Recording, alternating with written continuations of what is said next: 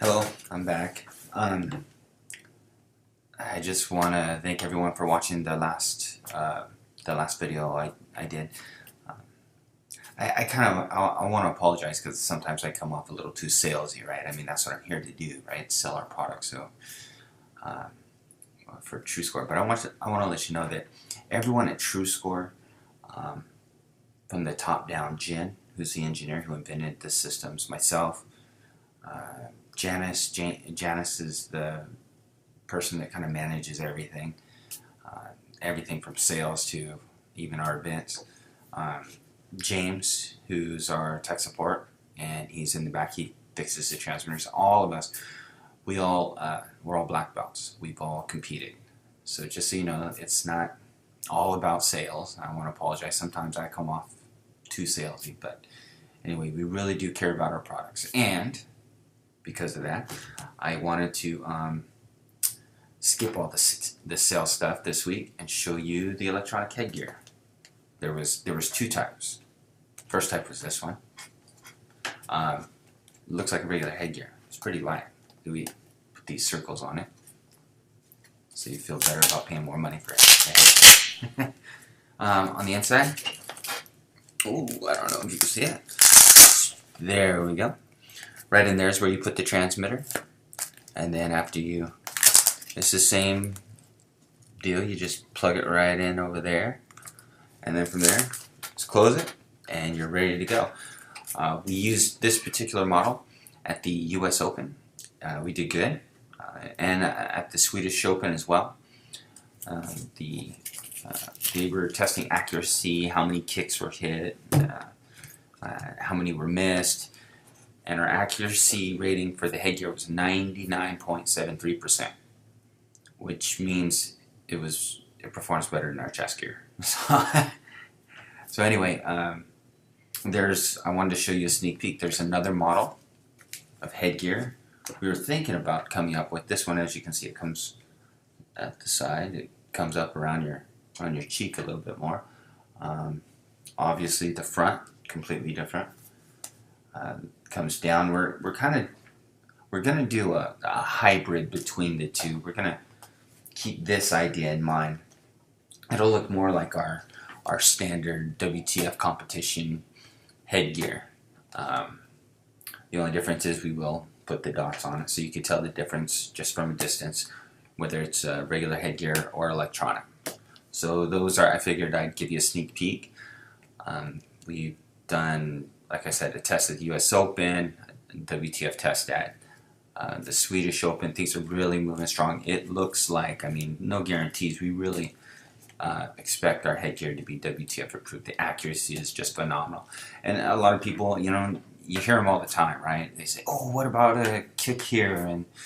And WTF rules say that if you touch it, it's a point. And they're right, it is. But at the end of the day, we fully expect that once we have WTF approval, we'll finally be able to get a little bit more head contact back. As an athlete, I don't consider that a point. Okay, that's a love tap. It's not even that. We used to beat people up outside the ring because they hit our headgear like that. Who would hit a headgear like that and give them a point, right? Anyway, that's my personal opinion. But anyway, so the headgear's coming.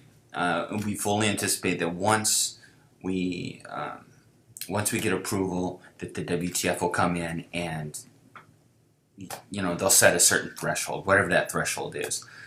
Some people don't know this, but you can separate the difference between a headgear threshold and a chest gear threshold, for those that don't know. So you don't have to hit the headgear as hard as the chest gear. People would be dying out there. This is just, I mean, we put it, for example, for those that have our electronic chest gear system, we put the headgear hit level at around a 10, which is almost nothing. But like I said, when it's approved, we can adjust the headgear, the threshold on the headgear levels, so we can actually see some more content, which I think is good. Not taking someone's head off, but just something a little more than, you know, the flicks that we all love so much. Anyway, there was another kind of controversy at the U.S. Open, and not controversy. Some people were talking about it, which is ridiculous. No one should have to worry about this, but I'm here to help. So I'm going to explain this to you. This is our newest Chestgear model, brand new in package and everything. As you can see right here, we have the 3 dots, and we just put it there because, like the gray footgear, it just, I don't know, it looks better, right? There's no difference between that and our old Chestgear. Oh, right here, without the dots, with the dots, without the dots. Same wires. They're the exact same wires. I'm not going to name names, but an official came up and said you have to pair up the old Chestgear without the dots to other old Chestgear without the dots, and the new Chestgear with the dots, because there's a performance issue. Now, let me tell you, that is ridiculous that someone would say that, because I'm in the factory, I see them, they're built the same.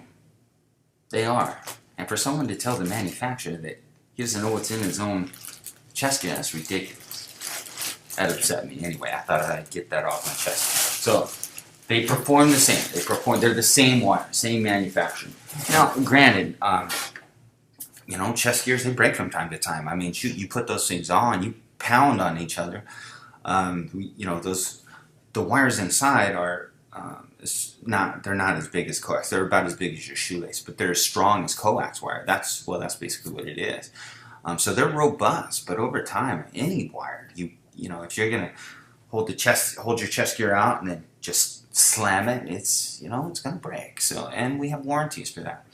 So they do break over time, but they're built the same, all of them, same wire. We've had the same manufacturer for a very long time. So I just thought I'd let everyone know that.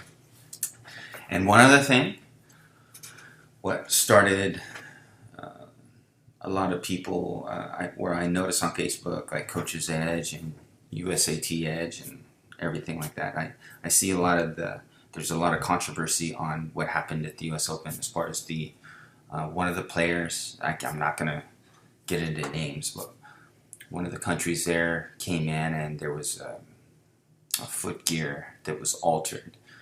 And you see pictures, a lot of people see pictures, but they might not understand exactly how this happened. So, look what I have here. I have the footgear that was altered. I'll show it to you. So, hopefully, excuse me, but there you go. Okay, so you see the magnets, right? Some up here. Excuse me, the screen's screwing me up. And then, of course, right here, which is fine. There's 2 there. And then, if you go up to the toe, you see the magnet inside the toe. And it was altered. This is not a manufacturing defect. And manufacturing defects do happen. So we wanted to make sure that that this was actually altered by the player or team or coach or whoever. We don't know. We don't care. We're just, the referee who was there, whom I know, she was really good. She found it. Good job. Barbara from Canada, she did great. So she found it, and she just reported it. She wasn't in charge of making a decision or anything. But she reported it, and let me show you how it was altered. So, there you go. Right, you could see it right, where is it? Right there. Underneath, it was cut. You see how it was cut? And then they put a magnet in. Obviously not a manufacturing defect. It was physically altered. Like as I showed you, you could see the cut. So, our referees have these now. A lot of referees have these. In the future, you won't be able to get away with this. Just like, Barbara, she did a great job at finding that and reporting it. Anyway, that's it. Thank you for allowing me to show you our equipment. I had a great time. If you have any questions or or want me to answer anything else for you, just email me, Kevin@truescore.com.